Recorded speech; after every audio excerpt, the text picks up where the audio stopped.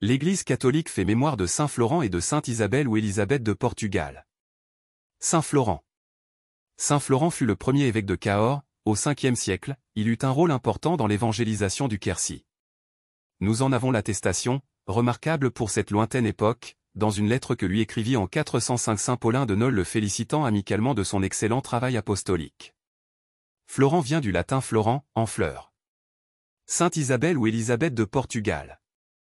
Les doux prénoms d'Élisabeth et d'Isabelle signifient en hébreu la maison de Dieu.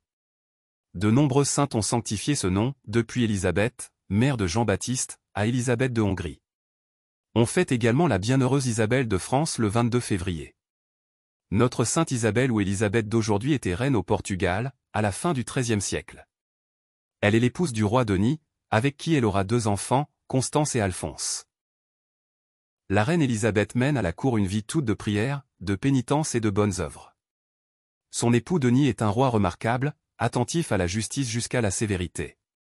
La reine Isabelle, associée à ce règne important, y apporte douceur et modération. Mais le roi Denis est aussi un mari volage. Isabelle supporte avec courage et sans plainte les infidélités de son époux et ses nombreux enfants illégitimes.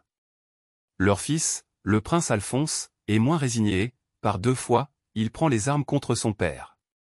À chaque fois, l'intervention héroïque d'Isabelle apaise le conflit. Devenue veuve après avoir eu la consolation de voir le repentir de son époux auquel elle s'était tellement sacrifiée, la reine Isabelle entre dans le tiers-ordre de saint François d'Assise et s'investit encore davantage dans les œuvres caritatives. Avant de mourir, la reine Isabelle avait tenu à accomplir le pèlerinage de Saint-Jacques de Compostelle. Abandonnant la cour royale, elle s'était retirée dans la simplicité et la pauvreté au monastère des Clarisses de Coimbra qu'elle avait fondé. C'est là qu'elle rejoint le Seigneur de toute paix ce 4 juillet 1336. Ce 4 juillet on peut fêter aussi les Babette, Bettina, Élise, Liliane, Lise. Saint Florent, Sainte Isabelle ou Élisabeth de Portugal, priez pour nous. Évangile. Ce ne sont pas les gens bien portants qui ont besoin du médecin. Je veux la miséricorde, non le sacrifice. Alléluia. Alléluia. Venez à moi, vous tous qui peinez. Sous le poids du fardeau, dit le Seigneur. Et moi, je vous procurerai le repos. Alléluia. Évangile de Jésus-Christ selon saint Matthieu.